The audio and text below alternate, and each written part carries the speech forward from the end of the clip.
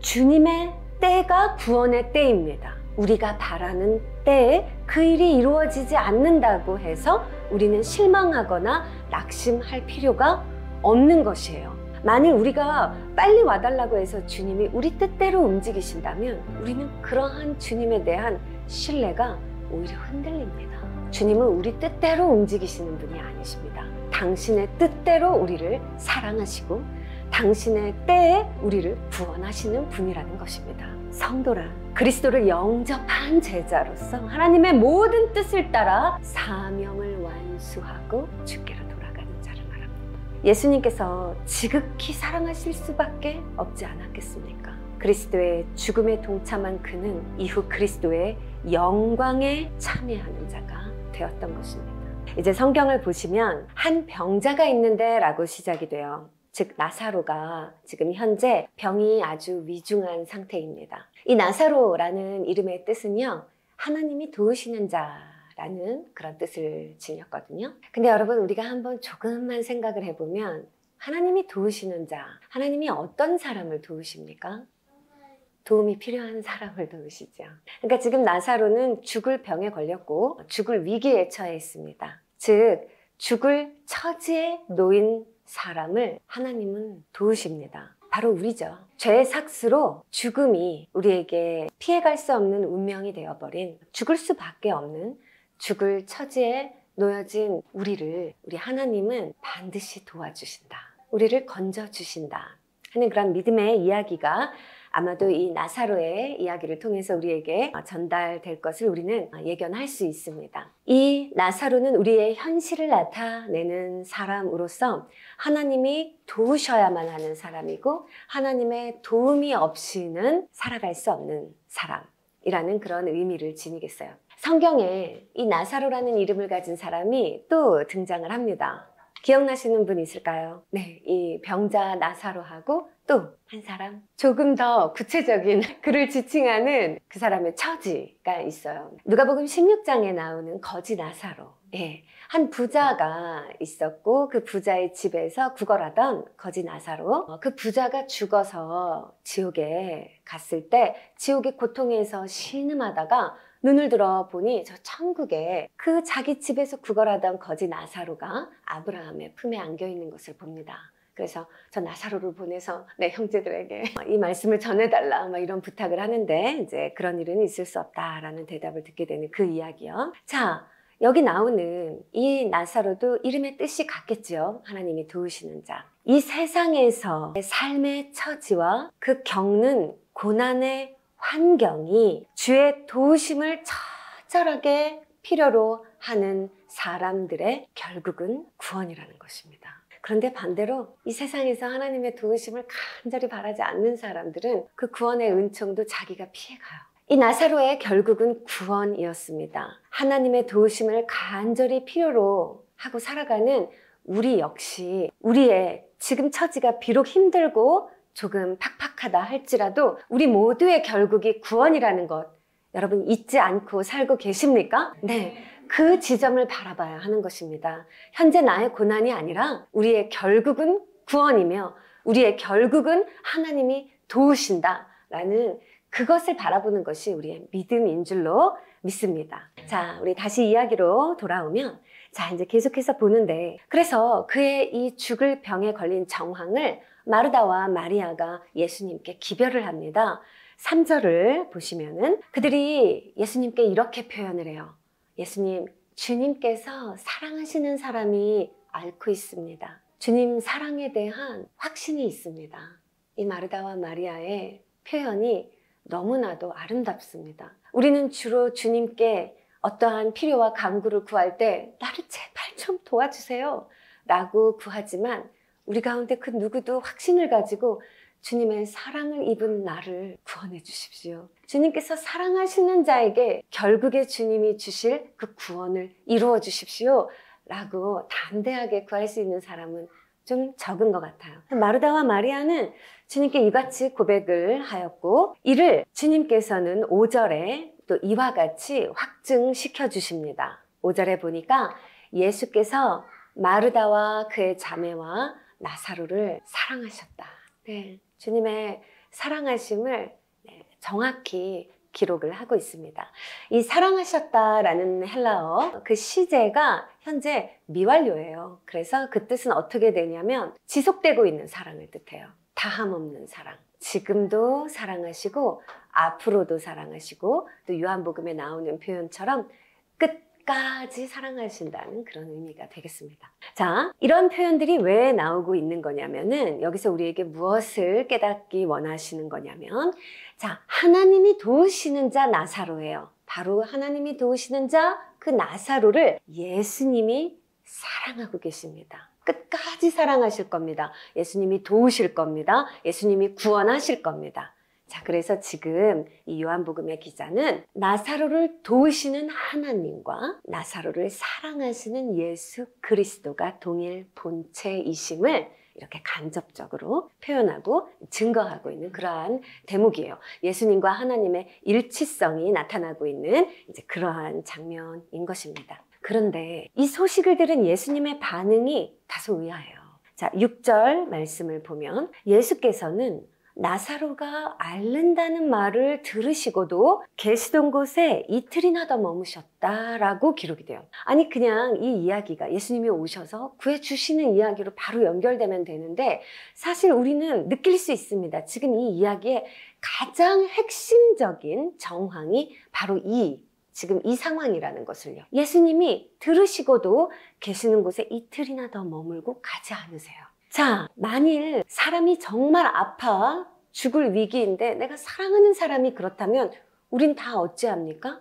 한달음에 달려가죠. 그리고 이 삼남매의 입장에서도 그 사랑을 받는 우리의 입장에서도 생각해보면 예수님이 나를 사랑하신다라고 한다면 바로 건너와 주시기를 바라는 마음이 당연히 있습니다. 자, 그런데 이때 우리가 깨닫고 간직해야 할 교훈이 있습니다. 하나님의 뜻을 이루어서 모든 영혼들을 그 죄의 형벌인 죽음에서 건져내시기 위해 오신 우리 주 예수 그리스도요. 그 예수님이 이 하나님의 그 구원 언약을 이루어 가실 때 그분의 시간 운영, 그분의 타이밍이라는 것은 우리로서는 절대 헤아릴 수 없는 영역이라는 것입니다. 이 영역을 침범하고 내 욕구대로 믿기 시작하면 주님을 온전히 영접하는 자의 자세가 아니에요. 주님의 때가 구원의 때입니다. 우리가 바라는 때에 그 일이 이루어지지 않는다고 해서 우리는 실망하거나 낙심할 필요가 없는 것이에요. 구원은 주님의 때에 이루어지는 것입니다. 자, 구원은 주님의 시간에 주님의 전권으로 이루어지는 일이라는 것을 우리에게 믿으라 하시는 것입니다. 아마 이 믿음이 있었기 때문이었는지 마르다와 마리아의 모습을 보니까 그들의 모습 속에 예수님을 재촉하거나 원망한다는 표현이 어디에도 나오지 않아요. 그들은 그저 예수님께 사랑하시는 자가 병들었나이다 하고 그냥 인포만, 그냥 기별만 넣고 그 뒤로 어떻게 예수님에게 자기들 뜻대로 예수님을 막 앞당기려 하는 그러한 모습을 보이지 않고 또한 그 시간의 주관자이신 예수님도 역시 계시던 곳에 이틀이나 움직이지 않으시고 계시는 거예요. 그것은 다분한 주님의 의도이신 겁니다. 우리는 그것을 믿는 것입니다. 만일 우리가 빨리 와달라고 해서 주님이 우리 뜻대로 움직이신다면 우리는 그러한 주님에 대한 신뢰가 오히려 흔들립니다. 주님은 우리 뜻대로 움직이시는 분이 아니십니다. 당신의 뜻대로 우리를 사랑하시고 당신의 때에 우리를 구원하시는 분이라는 것입니다. 우리는 이렇게 예수님을 신앙해야 합니다. 자, 이해할 수도 없고 마음은 갑갑하고 타들어가는 이 고통스러운 이틀의 시간이 지나갔습니다. 이 삼남매에게. 이틀이 흐른 후에 비로소 예수님이 매우 결연한 아주 비장한 그러한 어투로 마침내 말씀을 하세요. 7절에 다시 유대 지방으로 가자 라고 말씀하십니다. 이틀 전에 하셨어도 됐을 말인데 이틀 뒤에 매우 무언가를 각오하신 듯 아주 비장한 그런 목소리로 다시 유대 지방으로 가자라고 말씀을 해요. 자, 그런데 이때 제자들이 뭐라고 예수님께 말을 하나 봤더니 8절에 선생님, 방금도 유대 사람들이 선생님을 돌로 치려고 하였는데 다시 그리로 가려고 하십니까? 라고 말하는 것을 봄으로써 우리가 무슨 일이 이전에 있었는지 유추해 볼 수 있죠. 이 정황은 바로 우리가 읽는 지금 요한복음 11장 바로 앞에 장인 10장에 나오고 있어요. 성경책 보실 수 있는 분들은 10장으로 가봅니다. 10장 22절에 보면 예루살렘은 성전 봉헌절이 되었는데 때는 겨울이었다라고 이야기가 시작이 됩니다. 이때 예수님이 유대 사람들이 있는 예루살렘에 올라가셔요. 성전 봉헌절이라 하는 것은 또 성경의 다른 표현으로 수전절이라고 아마 개역개정에는 그렇게 표현이 되어 있을 것이고 히브리어로는 하누카라고 합니다. 말 그대로 성전이 봉헌됐던 절기를 기념하는 그러한 기간인데 저는 일부러 이 성전 봉헌절에 날짜 맞춰서 성지순례하고 예루살렘을 방문했어요. 그래서 그때 예수님이 겪으신 바로 이 요한복음 10장의 이야기 묵상하면서 기도를 했었죠. 자, 어찌되었든 예수님께서 복음을 전하시자 유대 사람들이 돌을 들어 예수님을 치려고 합니다. 예수님을 죽이려고 해요. 예수님을 거부하고 예수님을 핍박하고요. 예수님을 몰아냅니다. 그래서 그들의 손에서 겨우 벗어나셔서 예수님은 자기 몸을 피하고 계셨던 곳이 40절. 10장 40절 예수께서 다시 요단강 건너쪽 요한이 처음에 세례를 주던 곳으로 가서 거기에 머무르셨다라고 하는 거예요. 그러니까 예수님 지금 여기에 머무르고 계시는 거예요. 이틀을 지금 여기 더 계시다가 안 오고 계셨다는 건데 여기가 어딥니까? 요한이 처음에 세례를 주던 곳 제가 첫 시간에 보여드렸는데 지도를 한번 보시고 좀 확대를 해주시면 자, 우리 지금 순례하고 있는 베다니, 감람산 기슭에 있는 베다니 위치 이제 알고 계시죠? 그런데 지금 예수님 피해 계시는 곳은 세례 요한이 세례를 주던 그 세례터, 즉 저 요단강 건너편에 있는 베다니예요. 그러니까 지금 예수님은 요단강 요 왼쪽 편 베다니에 계시는 것이 아니고 예루살렘에서 몸을 피하셔서 요단강을 건너 지금 저 오른쪽에 있는 베다니에 머물고 계시는 중에 베다니 3남매의 기별을 받게 된 것이다. 지금 이런 정황입니다. 자, 그런데 42절을 보세요. 10장 42절. 이곳에서 많은 사람이 그에게로 오고 그곳에서 많은 사람이 예수님을 어떻게 해요? 믿었다고. 방금 예루살렘 사람들, 그 유대 사람들 예수님 쫓아냈어요. 돌을 들어 치려고 했습니다. 그런데 같은 지명의 이름이죠. 베다니. 그곳에서는 많은 사람들이 예수님께 모이고 예수님을 필요로 하고 예수님을 믿고 예수님의 구원을 받게 됩니다. 이 베단이라는 이름의 뜻, 여러 뜻 있지만 지금 계속해서 반복적으로 나오고 있는 가장 중요한 핵심적인 뜻은 뭐라 했습니까? 가난한 자들, 비참한 자들의 집이라는 뜻을 갖고 있는 이 베다니의 사람들, 가진 것 없고 비참한 삶을 살아가는 그들에게 구원이 먼저 임하고 있습니다.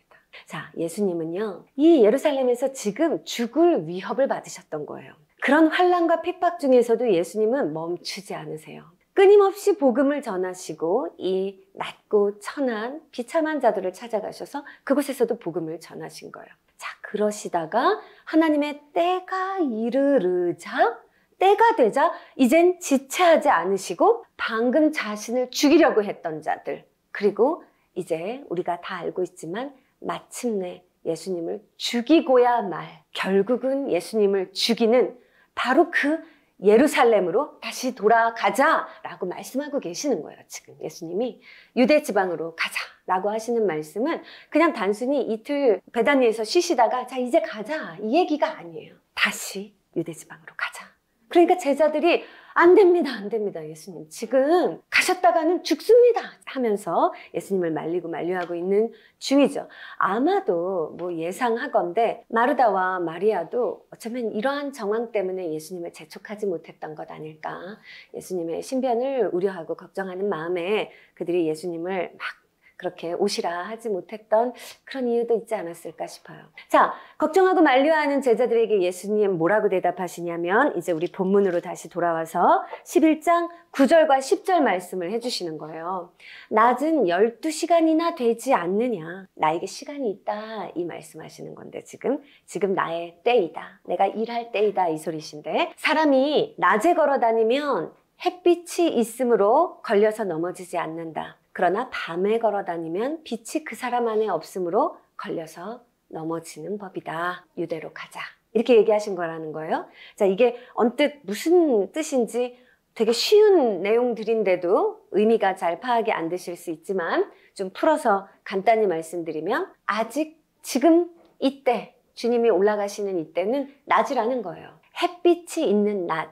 즉 무슨 말이냐? 햇빛은 누구입니까? 하나님이시죠. 하나님의 뜻이라는 거예요. 지금 하나님이 일하시는 때, 하나님이 정하신 때, 그리고 하나님의 사역이 이루어져야 하는 때, 하나님의 뜻이 이루어지는 때라는 거예요. 그러니까 지금은 다시 유대로 갈 때라는 것이죠. 지금은 내가 쓰러져 있을 때가 아니에요. 비록 그들이 나를 죽이려고 하지만 내가 그런 환난과 핍박과 거부를 당해서 마음 쓰리고 정말로 고통스럽지만 그렇다고 그것에 내가 마치 밤이 이르는 것처럼 지금 쓰러져서 무기력하게 있을 그런 때가 아니라 나는 가야 하는 때이다.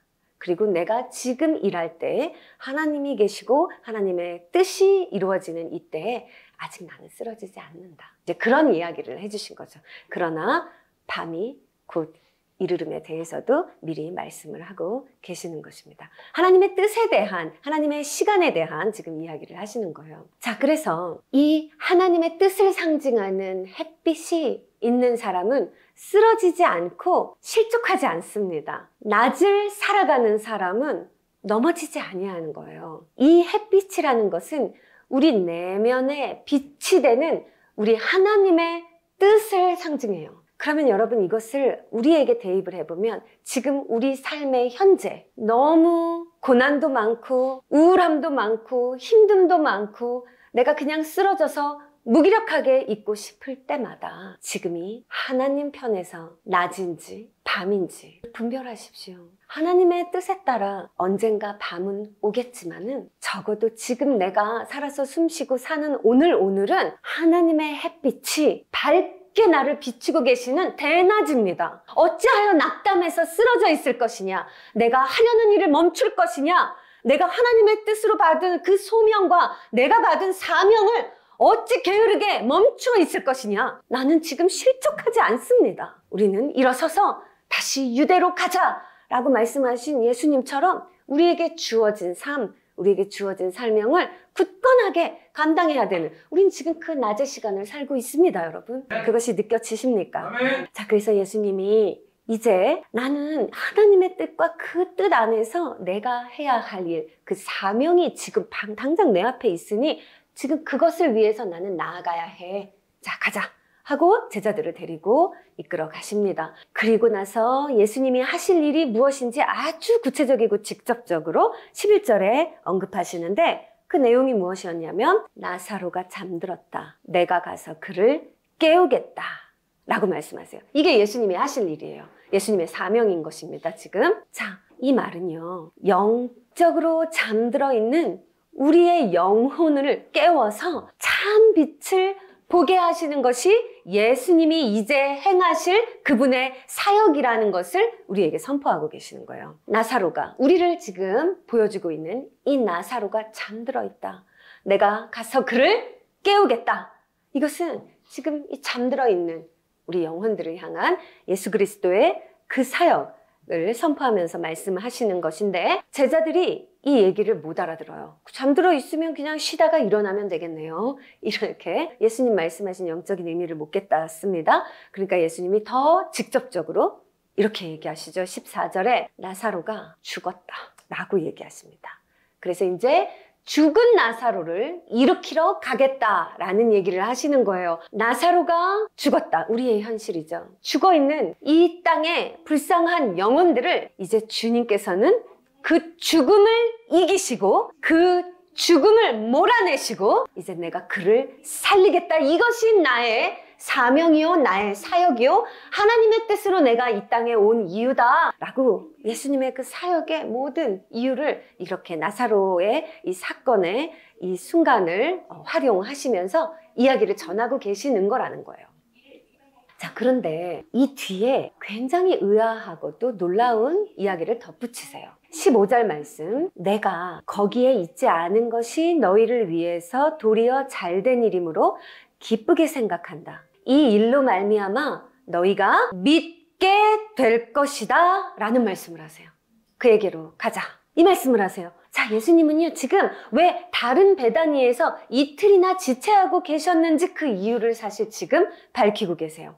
예수님이 거기에 없었기 때문에 결국 나사로는 죽었거든요. 네, 계셨으면 안 죽었죠. 당연히 예수님의 능력이. 예수님이 거기 안 계셨기 때문에 나사로는 결국 죽었는데 그 죽음이 오히려 이 나사로의 죽음이 오히려 무언가 아주 큰 희망을 불러일으키고 있는 그런 뉘앙스를 예수님이 지금 전하고 계세요. 이 죽음이 무언가 있다. 이 죽음이 무언가 너희에게 희망으로 연결될 것이라는 거예요. 그리고 너희가 나를 믿게 될 것이다 라는 이야기를 이제 제자들에게 해주시는 것이죠. 어떤 믿음이냐?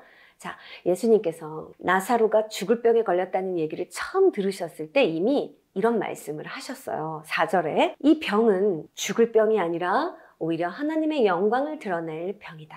이것으로 말미암아 하나님의 아들이 영광을 받게 될 것이다 라는 말씀을 이미 하셨죠. 근데 이게 무슨 말인지 아무도 못 알아들었기 때문에 그냥 지나간 거예요. 자, 그런데 이 영광이라는 단어요. 이게 하나님의 영광을 드러낼 병이라는 거예요. 그래서 죽음에 그냥 내버려 두신 그 의도를 지금 예수님이 얘기하고 계세요. 이것으로 말미암아 하나님의 아들이 영광을 또한 받게 될 것이다. 이런 얘기를 하시는 거예요. 이 영광이라는 단어를 우리가 이해해야 돼요. 이 세상에서 영광이 뭐예요? 우리 흔히 하나님께 영광을 돌리겠습니다. 내가 막 남들이 부러워하는 성공해서 주님 막 뿌듯하게 만들어드리는 거.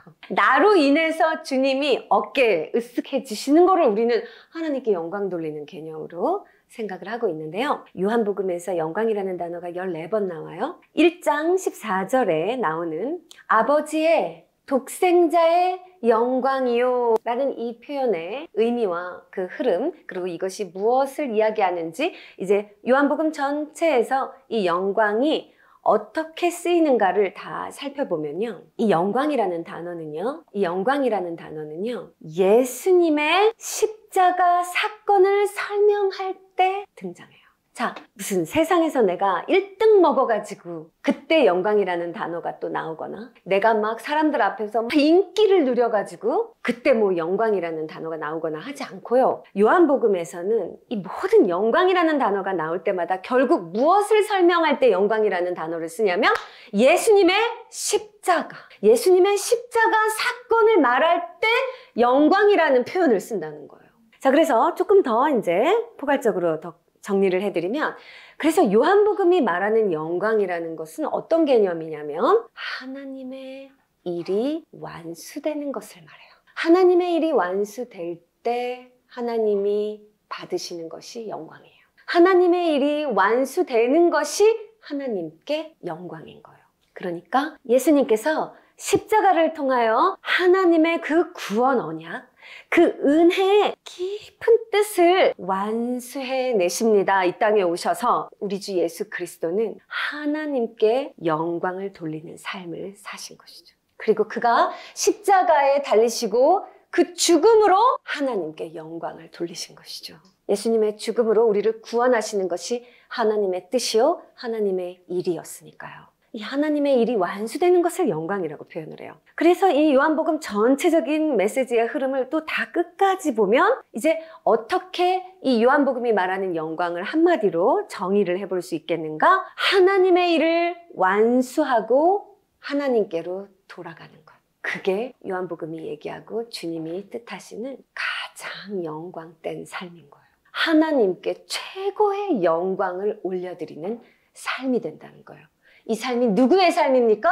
예수 그리스도의 삶이셨다는 것이죠. 그것이 아버지의 독생자의 영광이신 것입니다. 자, 그러니까 지금 주님이 지금 왜 이런 얘기들을 지금 이 대목에서 하고 계셨냐면 한마디로 예수님이 지금 이 나사로의 죽음에 당신의 죽음을 연관짓고 계세요. 자, 그러니까 나사로의 죽음을 통해서 자신의 십자가 죽음을 암시하고 계신다는 거예요. 지금까지는 우리는 나사로에게 우리를 계속 대입하면서 따라왔는데 지금 여기서부터 예수님이 설명하고자 하시는 것, 암시하고자 하시는 것은 무슨 내용이냐면 나사로의 죽는 것이 자신의 죽음을 예표하는 모습이라고 지금 설명하신다는 거예요. 자신이 이제 곧 죽으심으로써 하나님께 영광을 돌리게 될 것이고 그의 병은 죽을 병이 아니라 하나님께 영광을 돌리기 위함이라. 그 얘기하신 거예요. 많은 영혼들이 자신의 죽음을 통해 구원받게 될 것이다. 그 이야기를 하고자 지금 이 나사로의 죽음에 대해서 앞서서 이 말씀을 하시고, 그러니까 주님은 지금 나사로의 죽음이 하나의 주님이 행하시는 표적, 그 표적을 위한 사건의 시작이라고 보고 계십니다. 그렇게 얘기하고 계신다는 거예요. 이 요한복음을 일명 표적의 책이라고도 말할 수 있어요. 그만큼 예수님께서 행하신 7가지의 표적이 매우 상징적으로 나열이 되고 있는 책인데, 지금 이 나사로의 표적, 나사로를 죽음에서 다시 살리시는 이 내용의 표적이 마지막 7번째 표적이죠. 이 표적이라는 것은 뭐냐면 단순히 예수님께서 이적과 기적을 행하시는 그거의 또 다른 말이 아니라 이적과 기적이 십자가로 기결되는 사건들을 표적이라고 말해요. 그래서 요한복음은요, 이 앞에서부터 지금 여기 11장까지 나오는 이 7가지 표적이 모두 예수 그리스도의 십자가, 그래서 그로 어떻게 하나님께 영광이 돌려지는지 그것을 증거하기 위한 내용의 표적이거든요. 그래서 첫 번째 표적만 얘기를 해보죠. 요한복음의 첫 번째 나오는 표적이 무엇입니까? 물을 변화시켜 포도주가 되게 하신 그 사건은 예수 그리스도께서 성육신하셔서 이 땅에 오사, 왜냐하면 그 물이 진리, 히브리어로 마임을 뜻하는 단어이기 때문에 진리이신 예수 그리스도께서 성육신하사 이 땅에 오시고 십자가에서 흘리신 보혈, 그 보혈로 우리를 구원하시기 위해 오셨다 라는 이야기를 간증하고 증거하기 위한 첫 번째 표적이 되는 것입니다. 이렇게 예수 그리스도께서 요한복음에 행하신 표적은 모두 예수 그리스도의 십자가 구원 사건을 가리키고 그 길로 귀결되는, 그것을 증거하기 위한 그러한 도구들이 되는 것이죠. 그래서 지금 이 나사로를 다시 살리시는 이 사건도 예수님 십자가의 죽음을 예표하는 이 사건이라고 이제 말씀을 하고 계시는 겁니다. 자, 그런데 이제 이렇게 표현을 해서 전달을 드리면 우리 마음속에 어떤 어려운 마음이 들어요. 어떤 생각이 찾아올 수 있냐면요. 그러면 예수님께서 한 사람, 그 비참한 나사로의 인생을 예수님의 십자가, 그것을 증거하기 위한 도구로 쓰시기 위해 결국 그에게 준 것은 죽음이라는 말인가? 만일 내가 그 쓰임으로 선택이 되어 내 삶이 예수님의 표적을 위해, 하나님의 영광을 위해 내 삶이 나사로 대신 선택되어 나에게 지금 죽으라 하시면, 이것이 예수님의 십자가 죽음을 온 세상에 알리는 그 은혜로운 표적은 되었지만 나는, 내 삶은, 내 인생은 무엇인가 하는 생각이 우리 마음속에는 들어요. 안 드세요? 나사로를 그냥 죽도록 그런 방치하셨다는 말인가? 이 표적을 위해서. 이렇게 생각하면 주님이 좀 냉정하고 잔인하게 느껴지는 거예요. 우리를 너무 도구화 시키시는 것 같고, 이런 오만 가지 생각들이 다 든단 말입니다. 여러분 같으면 어찌 반응하실 겁니까? 만일 여러분이 나사로였다면. 내가 죽게 되었는데 주님이 나를 찾아오지 않으시고 기별을 받으시고도 내 문제를 해결해 주러 나에게 오시지 않은 채 너는 죽을 것인데 너의 죽음은 하나님과 독생자의 영광을 위함이다. 온 세상에 십자가 복음이 증거되기 위함이다. 죽으라 라고 말씀하신다면 우리는 어떻게 받을까요? 우리가 이것을 절대 받지 못하기 때문에 우리 신앙이 흔들리는 겁니다. 그리고 주님을 향한 사랑이 식는 거예요. 나를 살려내실 예수님만 관심 있습니다. 우리는 예수님을 위해 내가 죽을 마음은 하나도 없는 자들입니다. 우리는 지난주에 예수님을 영접한다는 의미는 그분의 모든 것을 받아들이는 것이라고 말씀드렸습니다. 그리고 그분을 나의 최고의 자리에 모셔서 무엇에든지 그분에게 주권을 드리는 것이라, 그것이 그를 영접하는 것의 의미라고 말씀드렸습니다. 만일 내가 그리스도를 영접하여서 그의 영광에 참여하게 되는 것과 같이 그 앞서 주의 죽음에도 동참하는 것이 마땅한 영접하는 자의 운명이라 할 때 당신은 진실로 그리스도를 영접하시겠습니까? 또한 아까 하나님께 영광을 돌린다는 의미는 하나님의 일을 완수하는 것, 하나님의 뜻을 따라 사명을 다하는 것이다 라고도 말씀드렸어요. 당신은 주님의 영광을 위해서 주님께 영광 돌리는 삶을 위해서 우리 주 예수 그리스도의 이 고난과 죽음에 억울해하지 않고 아까워하지 않고 기꺼이 동참할 그러한 마음이 단 요만큼이라도 지금 여러분 마음 안에 있는가? 어째서 우리는 이 마음이 단 요만큼도 없는데 내가 주님을 믿고 내가 주님을 영접한 자라요. 그리고 내가 주님의 영광을 위해서 살고 싶노라고 찬양하며 이렇게 예배드리며 크리스찬의 모습으로 살아가고 있을 수 있을까요? 우리가 주를 따른다는 것은, 주를 믿는다는 것은, 주를 영접한다는 것은 주의 영광을 위한 그러한 삶을 살고 싶다는 우리의 갈망은 예수의 죽음에도 동참하겠다는 동일한 말이 되는 것입니다. 우리가 이 마음을 잃었습니다. 우리는 죽을 각오로 살고자만 합니다. 나를 살려달라고만 예수께 구합니다. 우리 가운데 아무도 예수님과 함께 죽고자 하는 이가 없는 것입니다. 그런데 주님께서 하나님의 영광을 위해서 내 삶을 쓰시겠다 할 때에 만일 그것이 진정 나의 죽음이라 할지라도 그것을 기꺼이 받아들일 수 있다면 그것이 성경이 말하는 성도입니다. 교회에 일주일에 한 번 성경책 들고 나오는 것이 성도가 아니라 성경은 성도가 누구인지에 대해서 분명히 말합니다. 특히 계시록에서는 눈물 나오도록 처절하게 성도란 누구인지를 반복적으로 우리에게 증거합니다. 성도란 주의 영광을 위하여 죽는 자들입니다.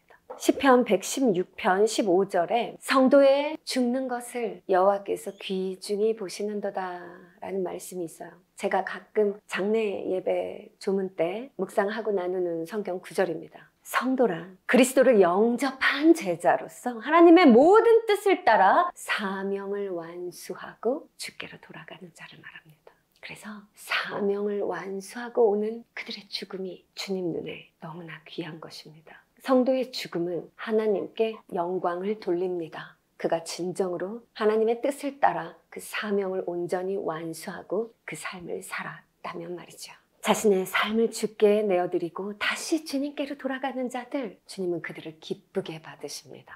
베다니의 나사로 오늘의 주인공은 예수님께 드렸습니다. 그는 죽습니다. 저항 없이, 원망 없이. 자기가 원하는 때에 예수님이 와주시지 않은 것에 대해 주님을 원망하지 않아요. 전승에 의하면 다시 살아난 나사로가 사이프러스라고 하죠. 성경에 구브로라고 옛날 성경에 표현되고 키프로스라고도 표현이 되는데 지중해 연안에 이렇게 떨어진 섬 나라예요. 거기에 나사로 기념교회가 있어요.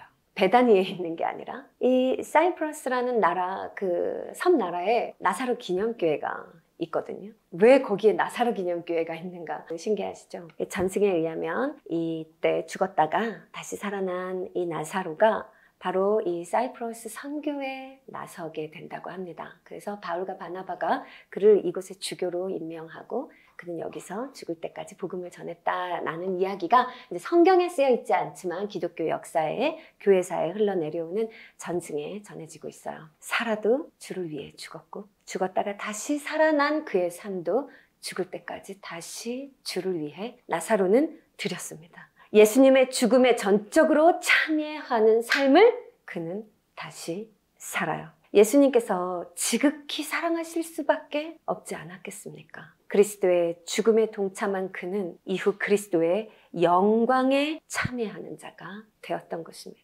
그리고 나서 본문 마지막 16절에 디두모라고도 하는 도마가 동료 제자들에게 한 말은 우리에게 정말로 큰 울림이 됩니다. 우리 함께 그 따옴표 안에 있는 도마가 한 말을 우리 함께 같이 읽어볼까요? 시작. 우리도 그와 함께 죽으러 가자. 비록 이 도마는 자신이 하는 말의 의미를 다 알지 못한 채 외친 소리였습니다. 이후에 그의 행보를 보여주는 다른 내용들이 성경에 많이 나오죠. 그의 믿음도 많이 흔들렸었고요. 그러나 적어도 이때에 그는 십자가의 죽음으로 담담히 나아가시는 자신의 스승이자 생명의 주인이신 예수 그리스도의 제자가 되기를 원하는 마음이었어요.